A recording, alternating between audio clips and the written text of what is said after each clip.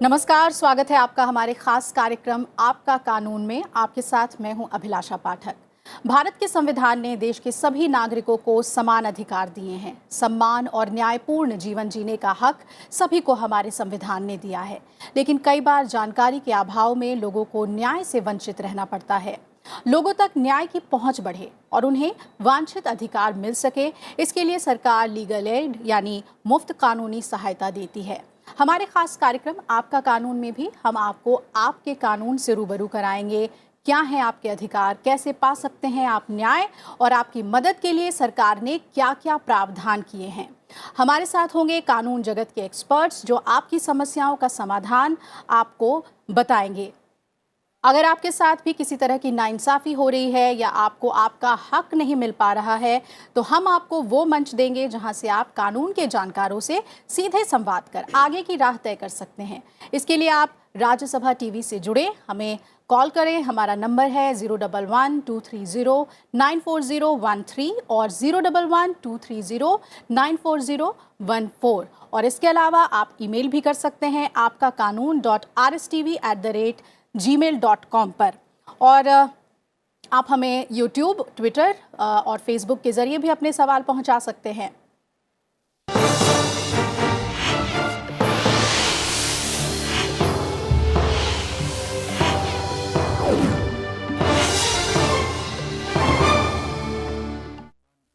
देश में हर साल सड़क दुर्घटना में लगभग 1,47,000 लोगों की मौत हो जाती है, जबकि 5 लाख से ज्यादा लोग घायल हो जाते हैं।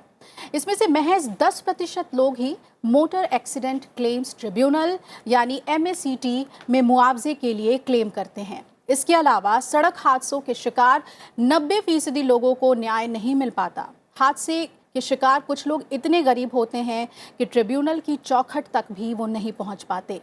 इसके लिए लीगल एड में प्रावधान है। दुर्घटनाओं में कमी लाने और हादसों के शिकार लोगों को राहत देने के लिए सरकार ने इस साल मोटर व्हीकल एक्ट 1988 में कई अहम संशोधन किए, और आज हम वाहन दुर्घटना और आपके अधिकार के बारे में विस्तार से बात करेंगे। मोटर एक्सीडेंट में मृत्यु होने पर परिजनों और घायल होने की स्थिति में व्यक्ति और परिजनों को किस तरह मुआवजा मिल सकता है, आज यही जानने की कोशिश करेंगे। तो मोटर एक्सीडेंट कॉम्पनसेशन से जुड़े सवाल करने के लिए आप हमें कॉल कर सकते हैं। और आज जो हमारे साथ खास मेहमान जुड़े हैं, आइए उनसे आपको मिलवा दूँ। हमारे साथ कंवलजीत अरोड़ा हैं जो मेंबर सेक्रेटरी हैं DSLSA से। बहुत बहुत स्वागत है आपका कंवलजीत जी।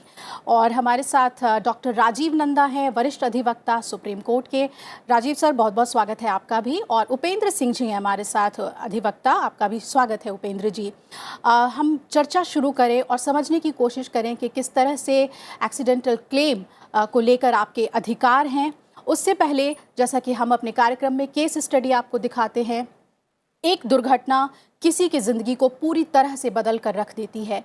दुर्घटना का शिकार व्यक्ति और उसके परिवार के सामने कई चुनौतियां आ जाती हैं, लेकिन अगर उचित मुआवजा सही समय पर मिले तो दुर्घटनाग्रस्त व्यक्ति और उसके परिवार को एक बहुत बड़ी सहायता मिलती है। आइए आपको दिखाते हैं दिल्ली के प्रीतम सिंह का केस, जिसमें न्यायालय ने इंश्योरेंस कंपनी को प्रीतम सिंह की उम्र, उनकी शारीरिक हालत, इलाज और देखरेख के लिए उचित मुआवजा दिलवाया। जिंदगी अनमोल है। अगर आप सुरक्षित हैं तो आपका परिवार भी सुरक्षित है, खुशहाल है।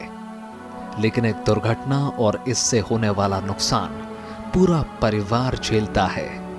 इसकी बानगी है दिल्ली का सिंह परिवार। ये है प्रीतम सिंह, जो आज पूरी तरह से वेजिटेटिव स्थिति में जी रहे हैं। 2007 में मुंबई से शिरडी के रास्ते में प्रीतम सिंह का भीषण एक्सीडेंट हुआ, लेकिन सबसे ज्यादा गंभीर चोट इन्हें लगी। सिर का ऑपरेशन हुआ, लेकिन प्रीतम सिंह उस दुर्घटना के बाद कभी उठ नहीं सके और ना ही बोल सके। डॉक्टरों ने उन्हें 101% विकलांग घोषित कर दिया। प्रीतम सिंह के माता पिता, पत्नी और 2 बच्चे आज भी इस हादसे से उबर नहीं पाए हैं। उनके भाई गजेंद्र सिंह के कंधों पर पूरे परिवार की जिम्मेदारी आ गई है। इस सिचुएशन में पूरा परिवार बिखर जाता है। हमारी पूरी फैमिली डिस्टर्ब हो रखी है, बच्चों से लेके बड़ों तक, जो कि सिर्फ भाई साहब के इसी काम में या इनको संभालने में हम लगे रहते हैं। अब जैसे हमारे फादर साहब हैं, ये बिल्कुल फिट थे उस टाइम तक। अब इनको बीपी भी हो गया, शुगर भी हो गया, नर्वस सिस्टम भी हो गया। हमारी मदर हैं, उनको भी बीपी है, शुगर है, पेसमेकर लग चुका है।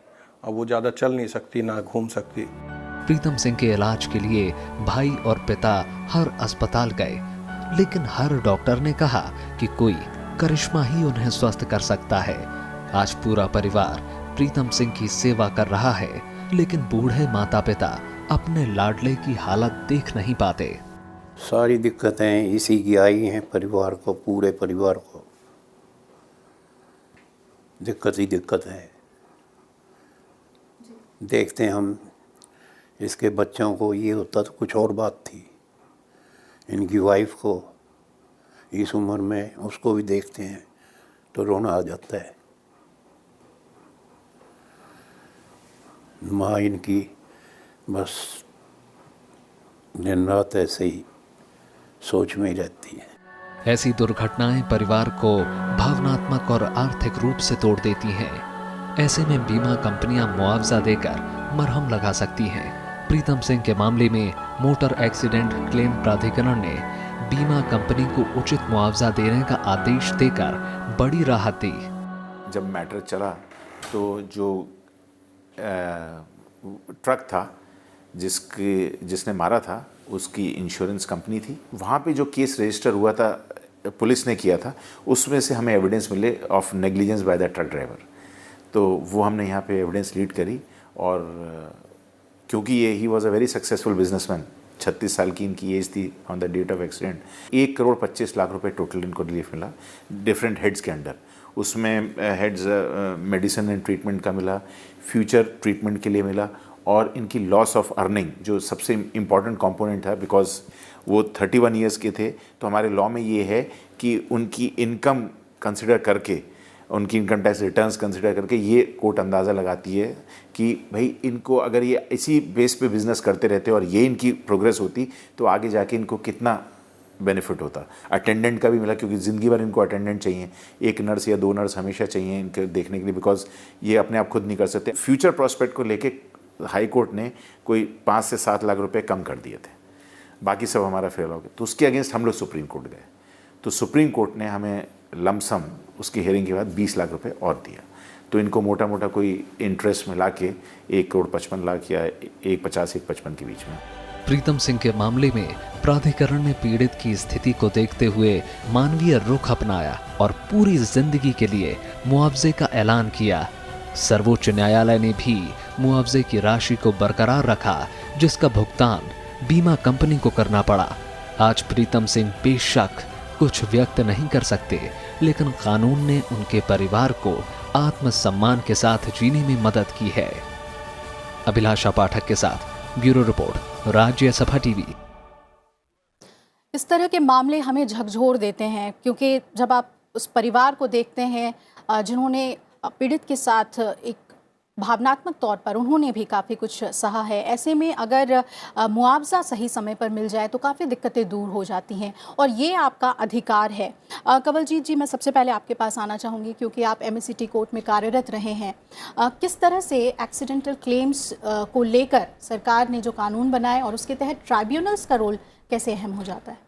देखिए अभिलाषा जी, अभी जो केस स्टडी हमने देखा और जैसा आप भी बता रहे हैं कि एक्सीडेंट से जो परिवार, जो पीड़ित परिवार है, उसके साथ भावनात्मक जो उनको हानि होती है, क्षति पहुंचती है, उसके अलावा जो आर्थिक क्षति पहुंचती है, कानून में जहां तक भावनात्मक क्षति की बात है वो तो परिवार को ही झेलनी है। जहां तक आर्थिक क्षति की बात है, जो पहले सिचुएशन थी उससे हम काफ़ी बेटर सिचुएशन में हैं। कानूनी तौर पे एक petition motor accident claims tribunal में जो पीड़ित परिवार है वो डाल सकता है। इसके अलावा रिसेंटली थोड़ा टाइम पहले दिल्ली हाई कोर्ट में ऑनरेबल जस्टिस JR मिड्ढा, उन्होंने इसमें काफ़ी चेंज किया है। I will say that a revolutionary change has been made by a judgement जो जस्टिस JR मिड्ढा ने किया है राजेश त्यागी वर्सेस जगबीर सिंह की जजमेंट में। As per that judgement onus जो है वो पुलिस के ऊपर डाल दिया है। जैसे ही कोई एफआईआर रजिस्टर होती है एक्सीडेंट केस की, तो पुलिस को within 48 hours accident information report concern motor accident claims tribunal में भेजनी है। जी। और विदिन 30 डेज वो उनको जो डार, जिसको हम डिटेल्ड एक्सीडेंटल रिपोर्ट कहते हैं, वो रिपोर्ट डार जो है वो मोटर एक्सीडेंट क्लेम्स ट्राइब्यूनल में डालनी है। तो ऐसे केसेस में जो पीड़ित परिवार है, जिनके घर में ये हादसा हो गया और जिसकी वजह से उन्होंने अपना अर्निंग मेंबर जो है वो खो दिया, तो उनको कोई पटिशन भी फाइल करने की ज़रूरत नहीं है, उनको किसी लॉयर के पास जाने की ज़रूरत नहीं है। पुलिस डिटेल्ड इन्वेस्टिगेशन करके उसमें वो ये भी फाइंड आउट करेगी कि जिसकी डेथ हुई है वो कितने पैसे अर्न करता था, उसकी क्या फाइनेंशियल स्टेटस क्या था, कितने फैमिली में उसके ऊपर डिपेंडेंट्स थे। तो ये डिटेल्ड इन्वेस्टिगेशन करके पुलिस कोर्ट में फाइल करेगी मोटर एक्सीडेंट क्लेम्स ट्राइब्यूनल में। और उसमें वो ना सिर्फ पीड़ित परिवार को अपितु जो गाड़ी का ड्राइवर है जिससे एक्सीडेंट हुआ, गाड़ी का ओनर, और अगर वो गाड़ी इंश्योर्ड है तो इंश्योरर को साथ लेके कोर्ट में जाएगी। ये ऐसा प्रोसीजर इसलिए किया गया ताकि जल्दी से जल्दी मुआवजा मिल सके। तो 30 दिन के अंदर पुलिस को वो डिटेल्ड एक्सीडेंट रिपोर्ट कोर्ट में फाइल करनी है। उसकी एक कॉपी, डार की एक कॉपी दूसरी पार्टीज़ को, रेस्पोंडेंट्स को दिला दी जाती है, जो ड्राइवर, ओनर और इंश्योरेंस कंपनी है। 30 दिन का टाइम दिया जाता है इंश्योरेंस कंपनी को कि अगर वो कोई अपनी ऑफ़र देती है कि इसमें हम इतना मुआवजा देने को तैयार हैं, इतना कंपनसेशन देने को तैयार हैं, वो 30 दिन में अगर मोटर इंश्योरेंस कंपनी अपनी ऑफ़र देती है और जो पीड़ित परिवार है वो अगर उस ऑफ़र को एक्सेप्ट करते हैं, तो क्लेम्स ट्राइब्यूनल उसी वक्त एक फैसला सुना देती है। यानी कि total from the date of accident 60 days में कंपनसेशन अनाउंस कर दिया जाता है, अवार्ड अनाउंस कर दिया जाता है।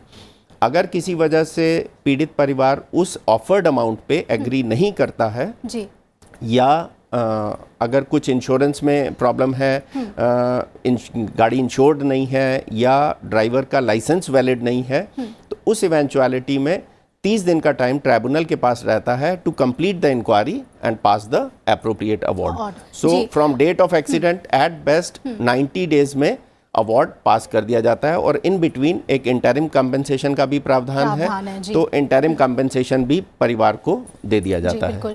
राजीव जी, आपके पास आते हुए ये समझना चाहते हैं कि मोटर एक्सीडेंट क्लेम्स में नेचर ऑफ केसेस कैसे होते हैं, ख़ास तौर पर क्योंकि इंश्योरेंस कंपनीज़ की इसमें भूमिका होती है, तो किस तरह के ये मामले आते हैं कोर्ट में?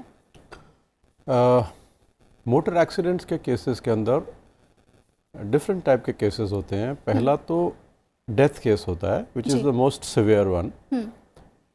सेकेंड केस होता है injury. Injury can be grievous injury और a simple injury to the victim. और तीसरा केस होता है आपके वाहन या आपकी प्रॉपर्टी को नुकसान होना। ये 3 किस्म के केसेस होते हैं जो मोटर एक्सीडेंट क्लेम्स के अंदर आते हैं या किसी विक्टिम के थ्रू फाइल किए जा सकते हैं। अब इसका फाइलिंग का प्रावधान जो है वो अभी तक सिर्फ मोटर एक्सीडेंट क्लेम ट्राइब्यूनल के पास जाता था जी। अब नए एक्ट के अंदर एक अल्टरनेटिव मशीनरी भी है। एक्चुअली में ये सेंट्रल एक्ट है जो नया एक्ट है, और पहले भी एक्ट सेंट्रल था। और without talking only about Delhi, मेरा ये भी कहना है कि ये हर राज्य की अपनी व्यवस्था है जो अपने राज्य के अंदर, राज्य विशेष के अंदर उसको लागू किया जाएगा। हर एक राज्य अपनी एक नई मशीनरी क्रिएट करने के लिए स्वतंत्र है। वो ये ज़रूरी नहीं है कि नया एक्ट को बाध्य है उसको मानना, तो वो मशीनरी क्रिएट की जाएगी। जैसे दिल्ली में कहा है, दिल्ली में भी एक अलग सी मशीनरी क्रिएट की गई है। अगर आपका claim outside the motor accident claim tribunal settle हो जाता है, तो आपकी किसी भी सूरत में death, grievous injury, simple injury या लॉस टू द प्रॉपर्टी का केस जो है वो उसमें सेटल किया जा सकता है, इंटरिम भी और फाइनल भी। और एक और प्रावधान है, अगर आप डायरेक्टली इंश्योरेंस कंपनी के पास जाते हैं, बिफोर गोइंग टू, अगर आपके पास कहीं आप नहीं जाना चाहते और सीधा का सीधा आप सिर्फ इंश्योरेंस कंपनी के पास जाते हैं, तो वो भी आपके क्लेम के ऊपर विचार कर सकते हैं। और अगर आपको मंजूर हो कि हाँ, जो कॉम्पनसेशन हमको इंश्योरेंस कंपनी दे रही है वो उचित है, तो आप वहीं पे इंश्योरेंस कंपनी के साथ सेटल कर सकते हैं। आपको कोई ज़रूरत नहीं है कि आप मोटर एक्सीडेंट क्लेम ट्राइब्यूनल में जाएं। आपको वहां जाने की ज़रूरत तभी पड़ेगी जब आप इंश्योरेंस कंपनी के क्लेम से टोटली डिससेटिस्फाइड हों। जी, बहुत अहम बात है आपने बताई। उपेंद्र जी, जब बात होती है ट्राइब्यूनल जाने की, अगर उससे पहले इंश्योरेंस कंपनी को अप्रोच करते हैं पीड़ित या पीड़ित परिवार, तो हमने ये भी देखा है कि कई बार क्लेम्स जो हैं वो नहीं एंटरटेन किए जाते, उन्हें सही नहीं माना जाता। क्या अहम बातें हैं वो जिसमें क्लेम को सही तौर पे अप्रोच करने के लिए दस्तावेजी तौर पर वो सभी चीज़ें होनी चाहिए? अब टोटल सिचुएशन चेंज हो गई है, जैसे अभी अरोड़ा जी ने बताया, अभी सर ने बताया। अब सभी केसों में मैंडेटरी कर दिया है, पुलिस ऑफिसर की ड्यूटी लगाई है, पुलिस ऑफिसर की टाइम बाउंड है। 30 डेज में पुलिस ऑफिसर को इन्वेस्टिगेशन करने के बाद में मोटर एक्सीडेंट क्लेम ट्रिब्यूनल में अपनी रिपोर्ट फाइल करनी है। ड्राइवर को, ऑनर को, इंश्योरेंस कंपनी को, सभी को कोर्ट के अंदर पेश करना है। नोडल ऑफिसर उन्होंने अपॉइंटमेंट कर रखे हैं। नोडल ऑफिसर की जिम्मेवारी है उसके 30 दिन के बाद में जो भी कंपनसेशन है, डेथ केस में डेथ के अकॉर्डिंग, इंजरी केस में इंजरी के अकॉर्डिंग, जो डिसेबिलिटी है या जैसी भी आपकी सिचुएशन है उसके अकॉर्डिंग जितना अमाउंट बैठता है एज पर लॉ, उनकी जिम्मेवारी है वो 30 दिन के अंदर आपको कोर्ट के अंदर फाइल करें। अब डिपेंड करता है पीड़ित परिवार को, वो एग्री करते हैं नहीं एग्री करते हैं। अब सिचुएशन आज की डेट में ये भी सिचुएशन हो गई है कि यदि एग्री है तो हर एवरी 3 महीने के बाद में कोर्ट के अंदर भी लोक अदालत का भी प्रोविजन है और कोर्ट के अंदर भी कंसलेशन का प्रोविजन है।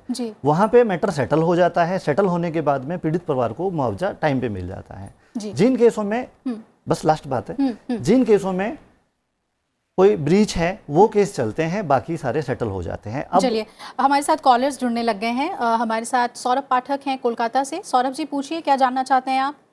Good morning ma'am. Good morning ma'am, मेरा प्रश्न है, यदि कोई व्यक्ति 2 व्हीलर या 4 व्हीलर सामान्य गति से और यातायात नियमों का पालन करते हुए चला रहा हो और किसी दूसरे व्यक्ति जो या तो गलत तरीके से रोड क्रॉस कर रहा हो या रॉन्ग डायरेक्शन में आ रहा हो का अगर एक्सीडेंट हो जाए और एक्सीडेंट के पश्चात यदि वह व्यक्ति या तो घायल हो जाए या उसकी मृत्यु हो जाए, तो क्या फिर भी उस व्यक्ति को सजा मिलेगी या किसी प्रकार का मुआवजा देना होगा जो सामान्य गति और यातायात नियमों का पालन करते हुए गाड़ी चला रहा था?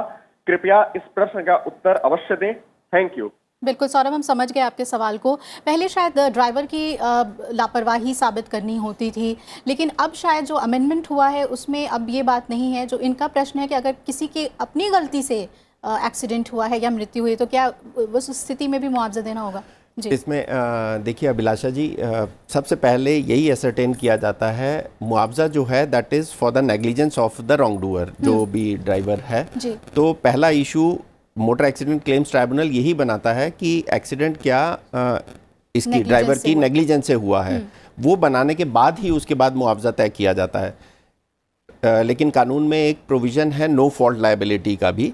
तो अगर कोई पीड़ित जिसके साथ एक्सीडेंट हो जाता है, अगर वो अपना केस नो फॉल्ट लायबिलिटी में फाइल करता है, वो एक डिफरेंट प्रोविज़न है 163A, और उसमें अगर केस फाइल किया जाता है तो उसमें नेग्लिजेंस तय नहीं की जाती, उसमें नो फॉल्ट लायबिलिटी में एक फिक्स्ड अमाउंट है वो पे कर दिया जाता है।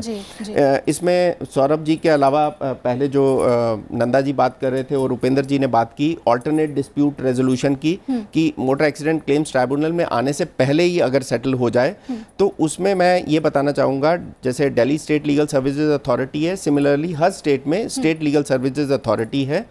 तो हम ये मोटर एक्सीडेंट के जितने भी केसेस हैं उनके लिए हम लोक अदालत भी लगाते हैं।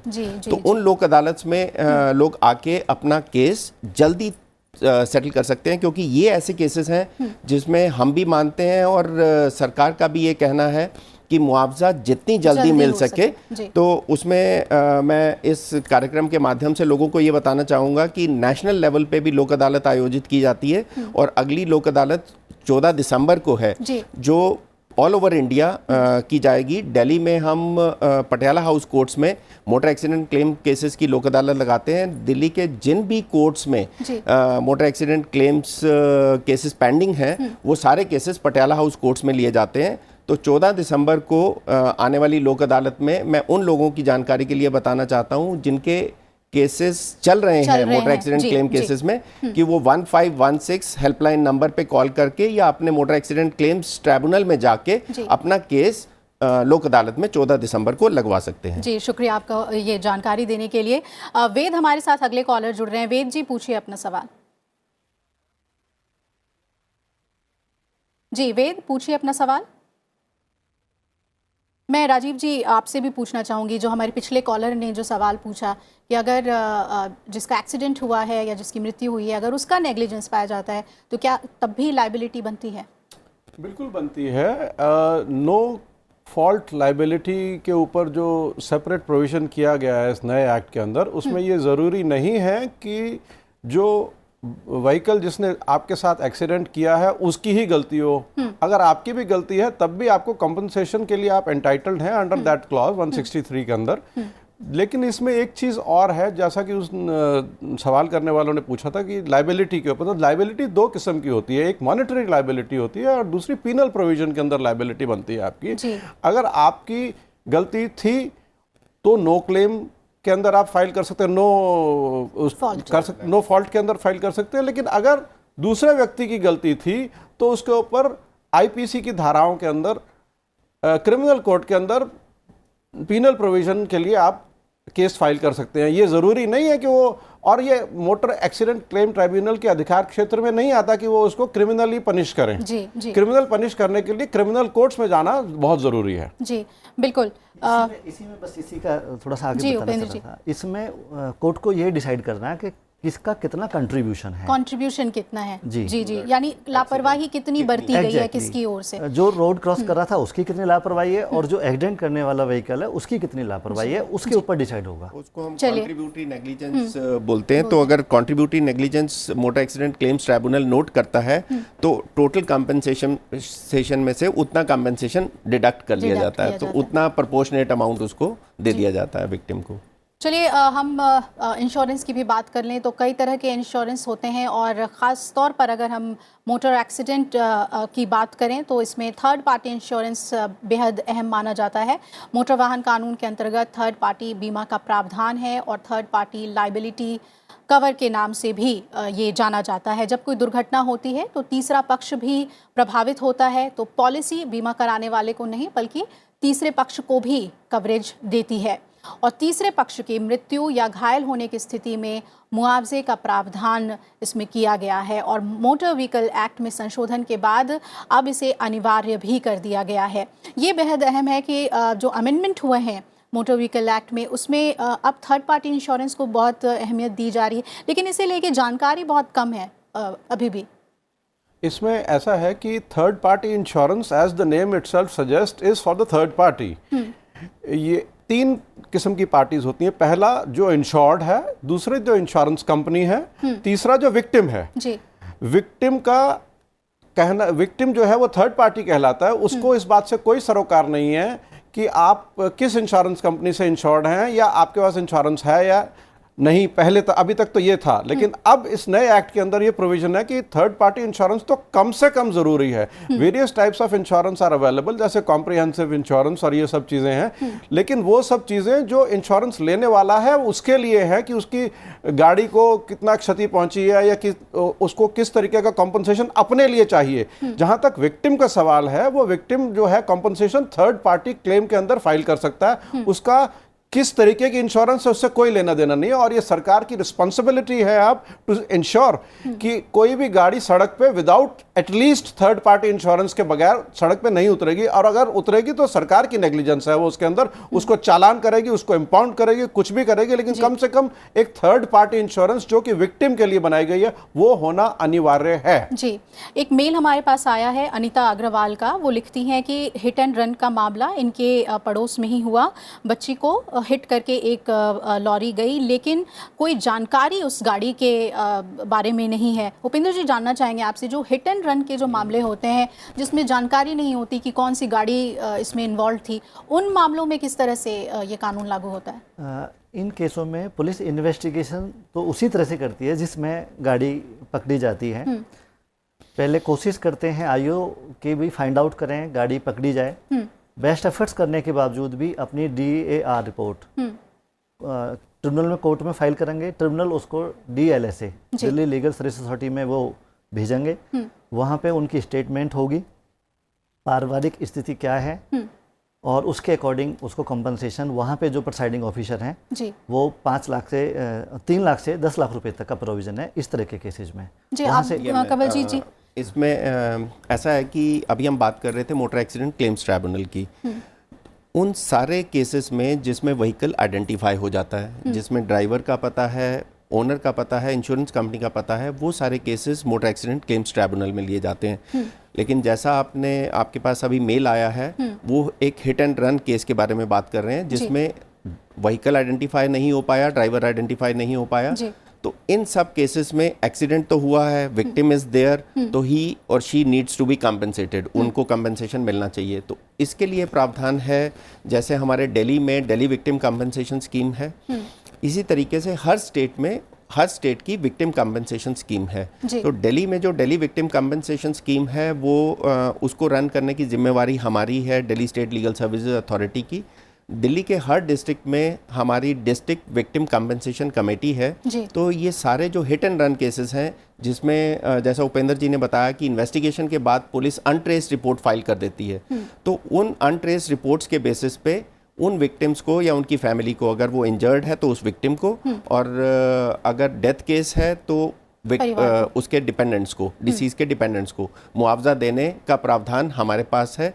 तो हमारी डिस्ट्रिक्ट विक्टिम कॉम्पेंसेशन कमेटी उसमें असेस करती है कि इसमें कितना मुआवजा देना चाहिए, वो हमारी अथॉरिटी फिर उसको डिस्पर्स करती है। तो ये आपको मेल जहाँ से भी आई है, ये ऐसा नहीं है कि ये प्रावधान सिर्फ दिल्ली में है। जैसा नंदा जी भी बता रहे थे कि हर स्टेट अपनी विक्टिम कॉम्पेंसेशन स्कीम बनाती है, तो ऐसे हर स्टेट ने बनाई हुई है। और अनट्रेस केसेस में, जिसमें व्हीकल आइडेंटिफाई नहीं हो पाया या ड्राइवर आइडेंटिफाई नहीं हो पाया, तो उसमें वो प्रावधान under victim compensation scheme of that state है। जी चलिए, संजीव हमारे साथ फरीदाबाद से जुड़ गए हैं। संजीव जी पूछिए आप अपना सवाल।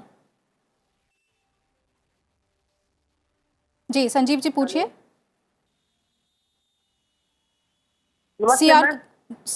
सीआर कालवान हमारे साथ आगे। चलिए संजीव जी जुड़ गए, पूछिए अपना सवाल। हाँ जी, मैंने सवाल यही था कि मतलब सरपंच के साथ कोई हुआ था हिट एंड रन का। संजीव जी हम सुन नहीं पा रहे आपको बेहतर तरीके से, फिर से अपना सवाल दोहराएं। नमस्ते मैम।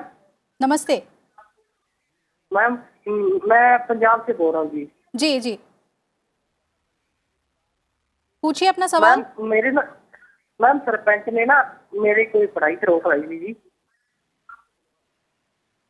चलिए हम आगे आपके सवाल को शामिल करेंगे। संजीव जी सुन नहीं पा रहे हैं आपको बेहतर ढंग से, आप दोबारा हमें कॉल करें और सीधे अपना सवाल हमारे पास रखें। चलिए एक और हमारे पास मेल है, उसे हम शामिल कर लेते हैं।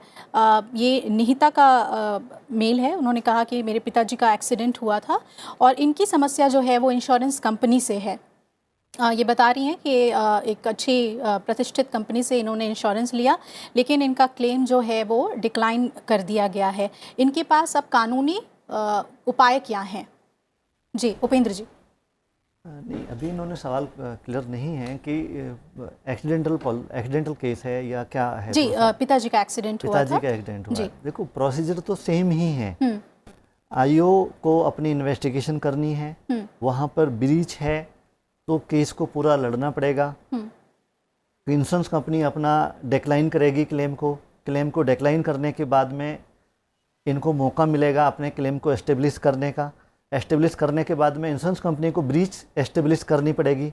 उसके बाद में ऑनरेबल कोर्ट का निर्णय आएगा। जी राजीव जी, यहाँ इंश्योरेंस कंपनी के रोल को मैं थोड़ा समझना चाहती हूँ। इसी बात पे मैं बताना चाहूँगा कि जैसा कि ये मेल में कहा गया कि इंश्योरेंस कंपनी ने डिक्लाइन कर दिया।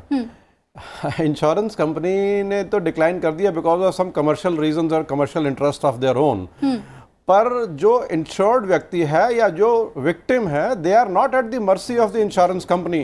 दे are not seeking any kind of charity और a bounty from the insurance company कि आप हमें दीजिए। अगर उनका फॉल्ट एस्टैब्लिश हो जाता है तो जो कॉम्पनसेशन ट्राइब्यूनल फिक्स करेगा, insurance company is bound to pay it. और रादर अगर अपील में जाते हैं जो विक्टिम है, उसको इन्हेंसमेंट भी होती है। और 90% केसेस के अंदर ये होता है कि ट्राइब्यूनल का क्लेम को हाई कोर्ट इन्हांस कर देता है, और सुप्रीम कोर्ट का, जहां तक मैं पर्सनल एक्सपीरियंस से बता रहा हूं कि सुप्रीम कोर्ट उसको और भी बढ़ा देता है। सो ये कहना कि इंश्योरेंस कंपनी ने मेरा क्लेम नहीं दिया, बिल्कुल सरासर नाइंसाफी है इंश्योरेंस कंपनी के पार्ट पे। ये उनकी कोई डिस्क्रिशन नहीं है। As I said, they are not distributing their any charity और ए बाउंटी। जी बिल्कुल, और ज़्यादातर मामलों में हमने देखा है कि अदालत में मामले इसी वजह से आते हैं क्योंकि इंश्योरेंस कंपनी जो है उसे प्रोटेस्ट करती है, नहीं देने को तैयार होती है।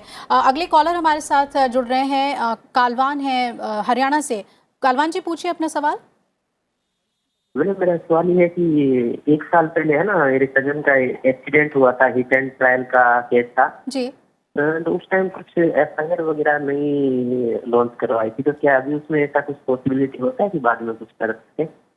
आप ये पूछ रहे हैं कि मोटर व्हीकल एक्ट के तहत आपका ये मामला आता है या नहीं?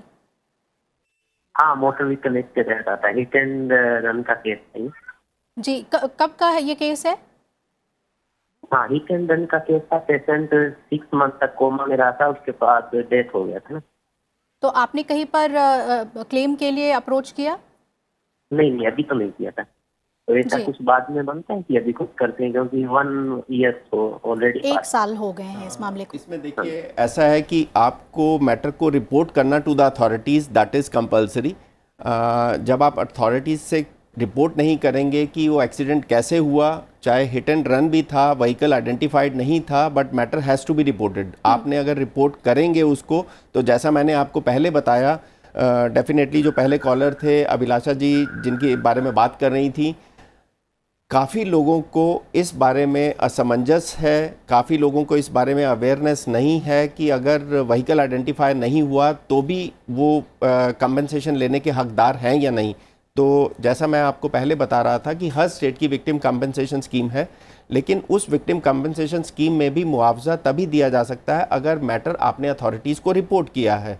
आपने, जैसा आपकी बात से लग रहा है कि 1 साल पहले एक्सीडेंट हुआ और आपने इस मैटर को कहीं भी रिपोर्ट नहीं किया है, तो जब तक आप रिपोर्ट नहीं करेंगे तब तक आपको मुआवजा कैसे दिया जा सकता है? कैसे पता लग सकता है कि ये मैटर एक्सीडेंटल ही है या किसी और वजह से विक्टिम को चोट लगी है या डेथ केस है तो डेथ हुई है? तो ये अभी भी क्या कहीं रिपोर्ट कर सकते हैं? क्योंकि इनके पास सारे डॉक्यूमेंट्स होंगे। अगर डॉक्यूमेंट्स हैं तो ये रिपोर्ट कर सकते हैं, ये FIR रजिस्टर करवा सकते हैं। डेफिनेटली उसमें जो डिलेड वाला पार्ट है, FIR किसी भी कॉग्निजेबल ऑफेंस की कभी भी रजिस्टर कराई जा सकती है। अब उसमें कितना डिलेड पार्ट है वो फिर जब कंपनसेशन अवार्ड होगा उस चीज़ का देखा जाएगा, उसको कंसिडर कर लिया जाएगा। 3 साल का पीरियड उसमें FIR रजिस्टर कराई जा सकती है कि यदि हिट एंड रन केस है 3 साल के अंदर अंदर आप उसमें क्लेम कर सकते हैं। चलिए, आप यानी कि शिकायत अभी भी कर लें तो आपके लिए बेहतर होगा आगे का रास्ता तय करने के लिए। कमला हमारे साथ अगली कॉलर जुड़ रही हैं। कमला जी, पूछिए अपना सवाल। जी कमला जी, पूछिए। चलिए, आगे इनके कॉल को हम शामिल करेंगे। आइए जानते हैं कि मोटर व्हीकल एक्ट 2019 के मुताबिक कानून क्या कहता है और वाहन दुर्घटना होने पर मुआवजे के लिए आप क्लेम कैसे कर सकते हैं। तो सबसे पहले बात करते हैं कि कानून क्या कहता है। मोटर व्हीकल एक्ट की धारा 165 के तहत जो प्रावधान किए गए हैं उसके मुताबिक राज्य सरकार हर ज़िले में मोटर एक्सीडेंट क्लेम्स ट्रिब्यूनल बनाए। जैसा कि हमारे एक्सपर्ट्स ने आपको बताया, ट्रिब्यूनल सड़क हादसे के मामलों की सुनवाई करते हैं और इनके पास सिविल न्यायालय का अधिकार होता है। ट्रिब्यूनल के गठन के पीछे उद्देश्य यही है कि सड़क हादसों के शिकार लोगों को जल्द से जल्द मुआवजा मिल सके।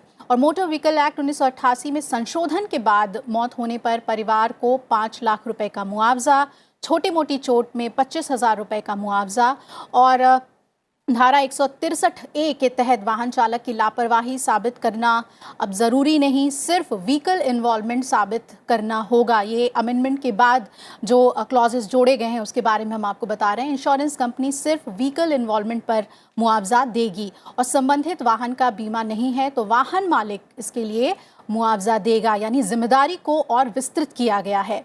1 जनवरी 2019 से हर साल मुआवजे की राशि में 5% की बढ़ोतरी होती जाएगी, यानी कि महंगाई के हिसाब से मुआवजे में भी बढ़ोतरी होगी। मेरा एक सवाल राजीव जी ये है कि जब कोर्ट में ऐसे मामले आते हैं तो कैलकुलेशन कैसे किया जाता है? जो मुआवजे की जो राशि होती है उसे कैसे कैलकुलेट किया जाता है? बहुत अच्छा सवाल है आपका, क्योंकि आम लोगों को इस बारे में नई नॉलेज कि किस तरीके से कैलकुलेट किया जाएगा। कैलकुलेशन के लिए मल्टीप्लायर्स होते हैं और वो मल्टीप्लायर्स जो हैं डिपेंड करता है उस व्यक्ति विशेष की, जो विक्टिम है उसकी क्या एज थी, क्या उसका फैमिली बैकग्राउंड है जिसमें अर्निंग देखी जाती है कि कितनी वो उसकी अर्निंग कैपेसिटी थी, क्या उसकी लाइबिलिटीज़ थी, क्या उसका आगे फ्यूचर में कितनी विकलांगता आई है, कितनी उसको मेडिकल अटेंशन की ज़रूरत पड़ेगी, कितनी उसकी दवाइयाँ होंगी, या क्या और उसके ऊपर डिपेंडेंट लोग थे। इस प्रकार की सब चीज़ों को कंसीडर करते हुए ही मोटर एक्सीडेंट क्लेम ट्राइब्यूनल जो है वो मुआवजे का निर्धारण करता है। इसमें हर एक किस्म की प्रॉब्लम जो है, जो जैसे मैंने बताया उसको कितनी चोट लगी, चोट का कॉम्पनसेशन जिसको सोलेशियम कहा जाता है वो दिया जाता है। और उसके अलावा अगर उसकी अर्निंग कैपेसिटी टेम्परेरी लॉस हुआ है तो उसको कॉम्पनसेट किया जाता है, अगर परमानेंट लॉस हुआ है तो उसको कॉम्पनसेट किया जाता है। अगर उसकी उम्र छोटी है और वो काफ़ी उम्र तक एक उसका प्रोग्रेशन किया जा सकता था, जैसे अगर वो एक छोटी पोस्ट पे था और उसके प्रोस्पेक्ट्स थे आगे बढ़ने के, तो उनको भी कंसीडर किया जाता है एक लेजिटिमेट तरीके से। और उसके अलावा जो उसकी लाइबिलिटीज थी, उसके फैमिली मेंबर्स कितने उस पर डिपेंडेंट थे, कितने स्कूल गोइंग चिल्ड्रन हैं, कितने उसके एजेड पेरेंट उसके ऊपर डिपेंडेंट है, और ये सब, और कितना उसको, जैसे एक व्यक्ति अगर आपने अभी प्रीतम सिंह का केस दिखाया, वो उसके अंदर उसको लाइफ लॉन्ग जरूरत पड़ेगी एक मेडिकल अटेंडेंट की, तो उसको कितना जरूरत पड़ेगी, वो सब चीजें टोटल इन कंसिडरेशन करने के बाद ही एक मोटर एक्सीडेंट क्लेम ट्राइब्यूनल अपने क्लेम का निर्धारण करता है। जी बिल्कुल। सुजीत हमारे साथ दिल्ली से जुड़ रहे हैं। सुजीत जी पूछिए, अपना सवाल पूछिए। सर मेरा डायरेक्ट क्वेश्चन मेंबर सेक्रेटरी साहब से है DSLSA के, कि हमारा जो केस है मोटर एक्सीडेंट का वो द्वारका में है, तो क्या वो जो वहाँ पे लोक अदालत लगेगी कि सिर्फ पटियाला हाउस में लगेगी, और लगेगी तो हम लोगों जैसों के लिए कोई वहाँ पे सुविधा वगैरह का प्रबंध है कि नहीं है? सर ये पूछना चाहता था। जी चलिए, लोक अदालत से जुड़ा सवाल है। आपने बहुत अच्छा सवाल पूछा, और ये ना सिर्फ आपके फ़ायदे के लिए, आपकी तरह के और जितने भी लोग हैं जिनके cases motor accident claim courts में लंबित हैं, चाहे वो द्वारका कोर्ट्स में है, चाहे पटियाला हाउस में है, चाहे किसी और अदालत में है, और थ्रू आउट इंडिया, जैसे मैंने पहले भी बताया कि कहीं भी अगर केसेस पेंडिंग हैं, तो अगर हम दिल्ली की बात करें कि दिल्ली के किसी भी कोर्ट में आपका केस अगर पेंडिंग है, तो मोटर एक्सीडेंट क्लेम्स ट्राइब्यूनल की आप सब लोगों की सुविधा के लिए हम सिर्फ पटियाला हाउस में गठित करते हैं। तो आने वाली जो नेशनल लोक अदालत है वो अगले महीने की 14 तारीख को, 14 दिसंबर को है। और सारे केसेस अगर आपका द्वारका में भी पेंडिंग है तो आप द्वारका कोर्ट में एक अर्जी लगा के 14 तारीख के लिए उस केस को लगा सकते हैं, लेकिन वो 14 तारीख को पटियाला हाउस कोर्ट में लिया जाएगा, ताकि सारी इंश्योरेंस कंपनी के जो लॉयर्स हैं वो वहाँ पे रहें। और सभी लोगों की सुविधा के लिए हमने वहाँ चाय नाश्ते का भी प्रबंध किया है, और पिछली बार भी किया था, पिछली लोक अदालत में भी, ताकि आप लोगों को किसी किस्म की असुविधा ना हो। आपके बैठने के प्रॉपर इंतजामात किए जाते हैं, और इस बार भी 14 दिसंबर को भी किए जाएंगे। और ये कोशिश की जाएगी कि जितने मैक्सिमम केसेस लोक अदालत के तहत ख़त्म किए जा सकें, कंपेंसेशन एडिक्वेट और आपकी इच्छा अनुसार वो दिया जा सके, तो उन केसेस को निपटारा करने के लिए अगले महीने की 14 तारीख को ये लोक अदालत पटियाला हाउस कोर्ट में लगेगी। चलिए, इसके अलावा बहुत सारे हमें मेल्स आ रहे हैं। पूजा खंडोलिया हैं जो इंश्योरेंस के बारे में जानना चाहती हैं। पुष्पकंता बिस्वाल, कुसुम यादव और विकास सिंह तंवर। इनसे जो जुड़ा हुआ सवाल है उपेंद्र जी, वो दोनों ही हैं। एक तो अगर हिट एंड रन के केस में ड्राइवर और व्हीकल दोनों की पहचान ना हो सके तो इनको आगे क्या करना चाहिए। एक सवाल है कि अगर पीछे एक्सीडेंट हुआ हो तो हम कैसे, जैसे आपने 3 साल का बताया था। और एक मामले में वो कह रहे हैं कि उन्होंने मामला अप्रोच किया कोर्ट में, लेकिन इन्हें अभी तक कोई राहत नहीं मिली है। कैसे इन मामलों में ये आगे बढ़ सकते हैं? हिट और रन केस में सिर्फ एक ही प्रोविज़न है, इन्वेस्टिगेशन ऑफिसर अपनी पूरे बेस्ट एफर्ट्स करने के बाद में अपनी रिपोर्ट ट्रिब्यूनल को फाइल करेंगे। ट्रिब्यूनल उनको रेफ़र करेंगे DLSA में। जी, DLSA इनकी स्टेटमेंट लेंगे, वहाँ पे जो भी डेजिग्नेशन ऑफिसर हैं, उसके बाद में इनको कंपनसेशन मिल जाएगा। उसमें ज़्यादा टाइम नहीं लगता है, और प्रोसीजर भी बड़ा सिंपल है और किसी एडवोकेट की भी आवश्यकता नहीं है उसमें। जी बिल्कुल। और एक सवाल जो इसमें है राजीव सर के, वो कह रहे हैं कि जिन्होंने एक्सीडेंट किया वो हमें कोई कॉम्पनसेशन नहीं दे रही। मेरे ख्याल से यहाँ पर लोगों को समझाना ज़रूरी है कि यहाँ उनका रोल नहीं है, जिनका एक्सीडेंट हुआ है उनसे भी ज़्यादा रोल इंश्योरेंस कंपनी की हो जाती है, तो सीधे तौर पर भी ये कोर्ट में अप्रोच कर सकते हैं। बिल्कुल ठीक बात है। इसमें एक्सीडेंट करने वाले का रोल तो तब आएगा कि जब उसका इंश्योरेंस नहीं है जी। अगर इंश्योरेंस है तो इंश्योरेंस कंपनी का रोल जो है वो ज़्यादा महत्वपूर्ण हो जाता है। और जिसका जो हम इंश्योरेंस क्यों लेते हैं या कोई भी व्यक्ति इंश्योरेंस क्यों लेता है कि किसी दुर्घटना की स्थिति में जो उसका क्लेम है उसका निस्तारण इंश्योरेंस कंपनी के थ्रू किया जाए, लाइबिलिटी उस व्यक्ति विशेष के ऊपर ना आके जिसने इंश्योरेंस का क्लेम लिया है बल्कि इंश्योरेंस कंपनी के ऊपर आएगी। और एक चीज़ और बताएं कि ये बहुत इंपॉर्टेंट है हमारे लिए जानना कि हम लोग जो है एक वेलफेयर स्टेट में जी रहे हैं। ये रूल ऑफ लॉ के अंदर वेलफेयर स्टेट का कंसेप्ट ये होता है कि अगर कोई इंश्योरेंस कंपनी के थ्रू इंश्योरेंस क्लेम लिया गया है तो इंश्योरेंस कंपनी की लायबिलिटी बनती है, उनकी कोई डिस्क्रिशन नहीं बनती है। और ओनर के ऊपर किसी किस्म की बात तब आएगी जब उसका इंश्योरेंस पॉलिसी नहीं है। जी जी बिल्कुल। जैसा राजीव जी कह रहे हैं ये बिल्कुल ठीक बात है। और लोगों की जानकारी के लिए लोगों को इस बात का पता होना चाहिए कि मुआवजा जो है वो इनिशियली ओनर और ड्राइवर की लायबिलिटी है, लेकिन अगर व्हीकल इंश्योर्ड है तो वो जो लायबिलिटी, जैसा राजीव जी ने बताया कि हम इंश्योरेंस क्यों लेते हैं, वो लायबिलिटी शिफ्ट हो जाती है इंश्योरेंस कंपनी के ऊपर। सिर्फ उन केसेस में जहां पे या तो इंश्योरेंस नहीं है या इंश्योरेंस पॉलिसी जो आपने ली है उसका आप वायलेशन करके और व्हीकल चला रहे हैं, जैसे आपके ड्राइवर के पास वैलिड लाइसेंस नहीं है, तब वो तो उस इवेंचुअलिटी में जो लायबिलिटी पूरी तरह से ओनर की होती है। चलिए एक कॉलर हमारे साथ जुड़ रहे हैं, परेश हैं गुजरात से। स्वागत है परेश जी, पूछिए अपना सवाल। जी सबको नमस्कार जी, पूछिए। पहले के जमाने में मुझे जानकारी है तब तक बाइसिकल्स का भी रजिस्ट्रेशन होता था और बाइसिकल्स के लिए भी लाइसेंस लिए जाते थे। अभी बच्चे बाइसिकल्स चलाते हैं। अगर बच्चे स्कूल जाते हैं, कहीं जाते हैं, बाइसिकल्स चलाते हैं, दो बाइसिकल्स के बीच में अगर कुछ हो जाता है तो अभी तो बाइसिकल्स के लिए तो कोई लाइसेंस प्रथा है, ना कोई इंश्योरेंस है। तो बाइसिकल्स से अगर एक्सीडेंट हो जाता है तो दो बाइसिकलों में, तीन बच्चों में बाइसिकलों या बड़ों में बाइसिकल से अगर कुछ हो जाता है तो इसका क्या है? धन्यवाद। बच्चों को लेकर भी हालांकि अमेंडमेंट में भी कुछ बात कही गई है इसमें कि गार्डियन की भी लायबिलिटी बनती है। इसका जवाब ऐसा है कि मोटर व्हीकल एक्ट जो है, as the act itself says the vehicle has to be motorized. जी, जिसमें मोटर लगी होगी, किसी किस्म का इंजन लगा हुआ होगा, वही इस एक्ट के अंतर्गत आते हैं। लेकिन इसका यह मतलब बिल्कुल नहीं है कि आप सिविल केसेस को नहीं फाइल कर सकते। आप डैमेजेस के लिए प्राइवेट केसेस जो इस एक्ट के अंतर्गत नहीं आता है, इसका मतलब है कि यू आर रेमेडीलेस, ऐसा कुछ नहीं है। आप फिर भी सिविल केस को फाइल कर सकते हैं। वो आपकी लायबिलिटी डिसाइड होगी सिविल कोर्ट में कि किसकी कितनी गलती है और किसकी कितनी गलती नहीं है और कितनी डैमेजेस सफर हुई हैं, और उसके मुताबिक कॉम्पनसेशन दिया जाएगा। इसमें सिविल लायबिलिटी होगी, ना कि मोटर एक्सीडेंट क्लेम ट्राइब्यूनल का। मोटर एक्सीडेंट, ये जो मोटर व्हीकल एक्ट है, that says motor vehicle act, जिसमें मोटराइज्ड व्हीकल का होना जरूरी है, साइकिल उसमें नहीं आती।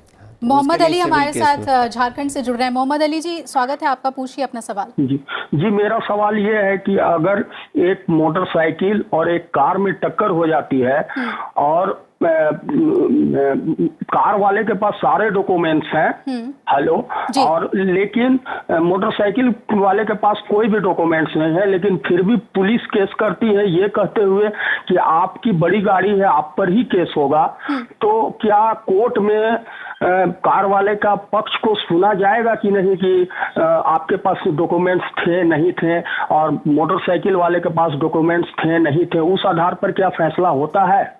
जी उपेंद्र जी आप इसमें बताइए। सबसे पहले मैं ये कहना चाहूँगा, सबसे पहले एफआईआर रजिस्टर्ड होती है। एफआईआर रजिस्टर होने के बाद में ये इन्वेस्टिगेशन ऑफिसर की ड्यूटी है कि वहाँ पर जाए, पूरी इन्वेस्टिगेशन करे, साइट प्लान करे, फोटोग्राफ्स ले और पूरी इन्वेस्टिगेशन रिपोर्ट कोर्ट के सामने पेश करे। वहाँ पे फिर ये देखना है कि क्वेश्चन ये नहीं है कि भाई उसके पास डॉक्यूमेंट थे या डॉक्यूमेंट नहीं थे। यहाँ पे सबसे पहले क्वेश्चन ये निकल के आता है कि कितना किसका कंट्रीब्यूशन है जी।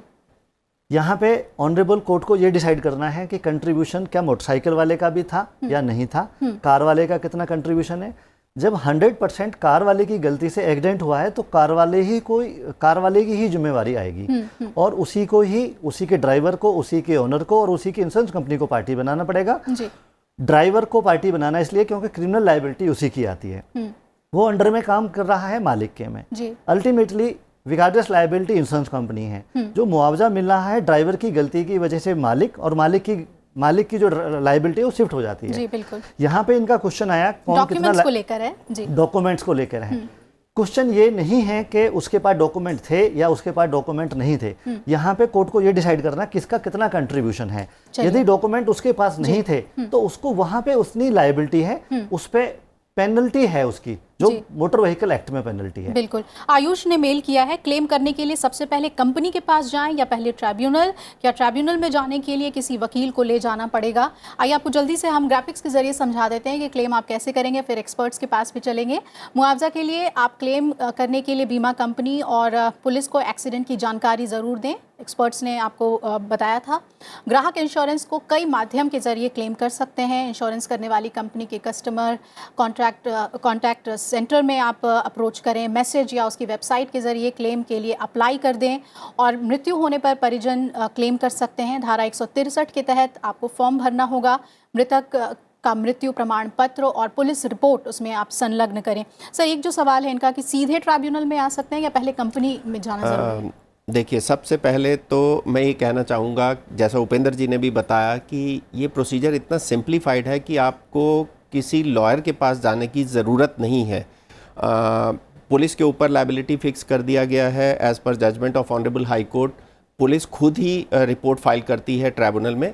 आपके सवाल जो ऐसा था कि आप डायरेक्टली इंश्योरेंस कंपनी में जा सकते हैं या नहीं जा सकते, definitely you can go to the insurance company, क्योंकि एफआईआर की नॉलेज इंश्योरेंस कंपनी के पास भी है। अगर इंश्योरेंस कंपनी आपको प्रॉपर मुआवजा देने के लिए तैयार है तो ये आपके अधिकार क्षेत्र में है कि आप उस मुआवजा को कोर्ट में जाने से पहले ही अगर एक्सेप्ट करते हैं तो वो केस वहीं ख़त्म हो जाता है, आगे नहीं जाता। लेकिन अगर आपको वो उचित मुआवजा नहीं दे रहे हैं तो डेफिनेटली जब पुलिस डार कोर्ट में फाइल करेगी तो उस वक्त इंश्योरेंस कंपनी भी वहाँ होगी। उस डार की कॉपी आपको भी दी जाएगी और इंश्योरेंस कंपनी को भी दी जाएगी। इंश्योरेंस कंपनी को दोबारा ऑफ़र देने का समय दिया जाता है 30 दिन का। उस 30 दिन में इंश्योरेंस कंपनी अगर अपना ऑफ़र दोबारा देती है, उचित ऑफ़र देती है, आपको एक्सेप्टेबल है, तो आप उसको एक्सेप्ट करके केस कोर्ट अवॉर्ड कर देगी, और नहीं तो कोर्ट इंक्वायरी करेगी। और उस इंक्वायरी में भी ज़्यादातर डॉक्यूमेंट्स, जैसा राजीव जी ने बताया कि मल्टीप्लायर फैक्टर लगता है, उसकी एज, जो जिसका एक्सीडेंट हुआ है अगर वो डिसीज्ड है तो उसकी क्या एज थी, क्या अर्निंग कैपेसिटी थी, और उसके फ्यूचर प्रॉस्पेक्ट्स क्या थे, और कितने लोग उसके ऊपर डिपेंडेंट थे। All these factors are taken into consideration, और उसके बाद कोर्ट उचित मुआवजे का अवार्ड करती है। और एक बार जब ये अवार्ड कर दिया जाता है और ये पता लगा लिया जाता है कि व्हीकल वॉज प्रॉपरली इंश्योर्ड, तो इंश्योरेंस कंपनी का उसमें कोई वो रोल नहीं रहता। Insurance company has to pay that amount, has to deposit that amount in court, और वो मुआवजा पास ऑन कर दिया जाता है विक्टिम को या उसके डिपेंडेंट्स के ऊपर। जी बिल्कुल। और इंश्योरेंस कंपनियों की भूमिका इसमें अहम होती है, और ज़्यादातर मामलों में जो कोर्ट में मामले आते हैं वो इस वजह से लंबित होते हैं क्योंकि इंश्योरेंस कंपनी क्लेम देने के लिए राज़ी नहीं होती है। उसके पीछे कई वजह होते हैं। जब प्रीतम सिंह मामला हम कवर कर रहे थे तो उसमें लॉयर का जो अनुभव था वो उन्होंने हमसे साझा किया था। आइए सुनते हैं। इंश्योरेंस कंपनी एज़ यूजुअल यहाँ पे मैं कहना चाहूँगा कि जितनी भी इंश्योरेंस कंपनी है, इनकी फ़र्स्ट इंटेंशन होती है कि किसी भी तरह क्लेम को रिजेक्ट किया जाए। कभी भी ये आज तक कोई मैंने इंश्योरेंस कंपनी अपने तजुर्बे में ऐसी नहीं देखी है जो अपराइट होकर सामने आके कहे कि हाँ जी हम क्लेम देने तैयार हैं। ये सारे क्लेम रिजेक्ट करते हैं और करना चाहते हैं, सिर्फ कोर्ट से ही जो ऑर्डर्स होते हैं उसको ही फॉलो करते हैं। इन्होंने वहाँ पर भी उसको अपोज़ किया। इन्होंने कोशिश ये करी इंश्योरेंस कंपनी प्रूव करने की सारी गलती हमारे ड्राइवर की या हमारे उसकी थी। वो तो जो पुलिस इन्वेस्टिगेशन था उसने दिखाया कि हमारी गाड़ी ठीक तरफ चल रही थी, अपनी साइड पे चल रही थी। जो ऑफेंडिंग व्हीकल था जिसने हमें मारा है वो अपनी हद पार करके रॉन्ग साइड में आके उसने हेड ऑन मारा। तो वो जो चार्जशीट वहाँ फाइल हुई थी और पुलिस की फाइंडिंग्स थी उसने हमें हेल्प किया। और आई विटनेस अकाउंट, क्योंकि जो इसमें और जो उनके फ्रेंड्स थे और वो आई विटनेस थे, उन्होंने भी देखा था एक्सीडेंट, तो बुरा था। दूसरा जो गाड़ी की कंडीशन थी, तो वो कंडीशन बताती थी कि इंजरी गाड़ी किस तरफ से मारी गई है, तो उससे हुआ। अदरवाइज इंश्योरेंस कंपनी ने तो इसको ट्रूथ एंड नेल अपोज किया और उसके बाद वो वहाँ पे भी गए। और मैं यहाँ पे कहना चाहूँगा, हाई कोर्ट में भी उनसे ये कहा गया कि आप ऐसे केस में भी इसे अपोज करना चाहते हैं, और जो हमें इंटरिम पैसा मिलना था उसको भी अपोज किया। और हाई कोर्ट में जब आया तो पैसा डिपॉजिट इन्होंने कर दिया, उसके रिलीज के लिए भी अपोज किया गया। वो भी हाई कोर्ट ने इनकी कंडीशन देख के हमारे प्रीतम सिंह की वो रिलीज किया। चलिए, एक कॉलर हमारे साथ जुड़ रहे हैं, हमारे साथ अतुल हैं। अतुल जी, पूछिए अपना सवाल। हाँ जी, मेरे पास एक कार है, इसमें पार्टी इंश्योरेंस हो रहा है जी, पर नंबर सेम है, पर जो ऑनर नेम है उसमें अलग है, तो मेरे को थर्ड पार्टी क्लेम। आपका सवाल हम ठीक तरीके से समझ नहीं पाए अतुल जी, एक बार फिर से अपना सवाल दोहराइए। मेरे पास थर्ड पार्टी इंश्योरेंस है, उसमें ऑनर्स नेम इंश्योरेंस में और रजिस्ट्रेशन में अलग है। ठीक है जी। और chassis number, vehicle number, engine number same है, तो थर्ड पार्टी क्लेम मेरे को मिल सकता है? चलिए, यहाँ तो डॉक्यूमेंट्स में कुछ कमी बताई जा रही है। उपेंद्र जी, क्योंकि गाड़ी का इंश्योरेंस है और जिस गाड़ी से एक्सीडेंट हुआ उसका चेसिस नंबर और व्हीकल नंबर में थोड़ा डिफर है, तो टेक्निकल रीजन है। वो गाड़ी के डिटेल्स ठीक हैं, ओनर का नाम कुछ और लिखा है। हाँ, मिलेगा, डेफिनेटली मिलेगा। उसमें बेसिकली व्हीकल इंश्योर्ड है और व्हीकल के बेसिस पे ही वो कंपनसेशन उनको प्रोवाइड करना है। जी, राजीव जी, इंश्योरेंस कंपनी के ऊपर आप भी कह रहे थे कि वो कोई दया नहीं करते हैं, वो उनकी जिम्मेदारी बनती है। जब इंश्योरेंस लेने के लिए एनकरेज किया जाता है तो ज़ाहिर तौर पर ऐसे ही समय के लिए इंश्योरेंस हम लेते हैं, लेकिन जब क्लेम की बात आती है तो वहाँ पे रवैया जो है इंश्योरेंस कंपनीज़ का वैसा नहीं रहता है। कोर्ट के अंदर मानवीय अधिकार के तौर पे इसे देखा जाता है। कोर्ट भी बहुत मानवीय ढंग से इन मामलों को लेती है। इंश्योरेंस कंपनीज के लिए क्या कहना चाहेंगे, और नए बिल में शायद उन बातों को समेटा गया है? देखिए, इंश्योरेंस कंपनी का role, as I said earlier also, हम एक सोशल वेलफेयर सिस्टम में रहते हैं। इंश्योरेंस कंपनी का रोल नेगेटिवेट करने के लिए नहीं होना चाहिए कि भी किसी भी क्लेम को कमर्शियल रीजंस के लिए उसको नेगेटिवेट किया जाए जी। रादर जो नया एक्ट आया है उसके अंदर, और उससे पहले भी ये प्रोविजन रहा है कि अगर इंश्योरेंस कंपनी के लेवल पे ही उसको सॉल्व कर लिया जाए तो उनकी लायबिलिटी कम बनती है जी। ये बात उनको समझ में, पता नहीं उनके दिमाग में ये बात आती क्यों नहीं है या उनको समझाया नहीं जाता। फॉर एग्जाम्पल, अगर आपका क्लेम डायरेक्टली किसी विक्टिम ने या विक्टिम की फैमिली ने इंश्योरेंस कंपनी के पास लगाया है और इंश्योरेंस कंपनी को लगता है कि इसके अंदर कुछ देना बनता है, तो इंस्टेड ऑफ रिप्यूडिएटिंग दैट क्लेम, अगर उसको वहीं पे उदाहरण के तौर पे 5 लाख रुपए में सेटल कर देते हैं, तो वो इंश्योरेंस कंपनी के फायदे की बात है। अगर वो चीज़ को MSCT में लेके जाया जाएगा तो हो सकता है ज़्यादातर केसेस के अंदर उसको 10 लाख, 15 लाख, 20 लाख तक का क्लेम दिया जाए, और जो बाद में हाई कोर्ट के अंदर इनहेंस हो जाएगा। इसलिए बेहतर होता है इंश्योरेंस कंपनी के लिए, आई फील कि the better sense will prevail some time on these insurance companies, whether it is private और द गवर्नमेंट, कि उसको सेटल करने में उनका फायदा है। एक चीज, दूसरी चीज ये है कि जितना जल्दी इंश्योरेंस कंपनी उसको कोर्ट में सेटल कर लेगी, वो इंटरेस्ट कंपाउंड से भी बचते हैं, क्योंकि जितना डिले होगा और अल्टीमेटली जो एक्स अमाउंट ट्राइब्यूनल होल्ड करेगा इंटाइटलमेंट, उस पर इंटरेस्ट भी तो दिया जाएगा जी। तो उससे बचने के लिए इंश्योरेंस कंपनी जो है, they should understand not only on the humanitarian ground, ये उनके लिए कमर्शियल इंटरेस्ट के अंदर भी है कि उसको जितना जल्दी से जल्दी सेटल करें। ऐसा नहीं है कि वो बच पाएंगे। एक दफे अगर लायबिलिटी सेटल हो गई, जैसे उपेंद्र ने भी कहा और हमारे ब्रदर साहब ने भी कहा, कि अगर इन्वेस्टिगेशन के बाद में ये साबित हो जाता है कि गलती है, तो भैया इंश्योरेंस के क्लेम तो आपको देना होगा जी। राजीव जी की बात को आगे फर्दर करता हूं। जैसा आपने अभी बताया कि इंश्योरेंस कंपनी अगर right at the first instance इसको सेटल कर लेगी, मेरे को एक केस याद आ रहा है, I was presiding over that court, तो उसमें इंश्योरेंस कंपनी को ये कहा गया था, insurance company was not willing to make any offer, और काफ़ी परसुएशन के बाद वो they were interested only to make some offer, और जबकि विक्टिम वाज रेडी कि जी आप मेरे को अगर इतना अमाउंट भी दे देंगे I am ready to settle, but when insurance company ने सेटल नहीं किया तो आई कंप्लीटेड द इंक्वायरी, और वो इंक्वायरी 3 या 4 दिन में निपट गई, और जितना वो विक्टिम लेने को तैयार था उससे ज़्यादा इंश्योरेंस कंपनी को देना पड़ा। तो इसमें इंश्योरेंस कंपनी का सिर्फ ये है कि जो इंश्योरेंस कंपनी का रवैया है उसको देख के वो जो एक बात कही जाती है ना कि you are covered for each and everything than the one which has happened. That is only because of the nature and conduct of the insurance company कि वो हर चीज को अपोज करने में तैयार रहते हैं और निगेट करने में तैयार रहते हैं। जल्दी से एक और कॉल हम शामिल कर लेते हैं। सृजना है हमारे साथ। जी पूछिए अपना सवाल। जी पूछें। हेलो जी मैडम जी, मेरा अपना ये एक्सीडेंट हुआ था पानीपत हरियाणा में। तो अपना जो है ना ये क्रूजर गाड़ी थी, वो सामने से टक्कर मार के वो भाग गया था ड्राइवर। तो अपना जो है ना मेरी बाइक भी वही थी, और मेरे को तो अपना पुलिस वाले उठा के लाए थे वहां से, साथ में मेरे कोई था नहीं। ठीक है, आपका सवाल क्या है? तो मेरी सर वहां से ना बाइक भी अपना कोई उठा के ले गया, और मैं ना एक पैर से अपना अपाहिज हो गया, मेरे टांग खत्म हो गई है।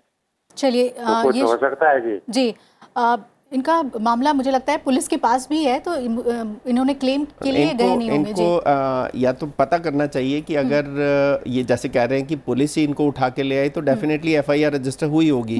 तो इन्होंने देखा नहीं होगा। अगर ये पता करते हैं एफआईआर रजिस्टर्ड है तो, और दूसरे की नेग्लिजेंस से अगर इनको चोट पहुंची है या इनके व्हीकल को चोट पहुंची है, मोटरसाइकिल को, और उसमें कुछ डैमेज हुआ है तो they are entitle for compensation.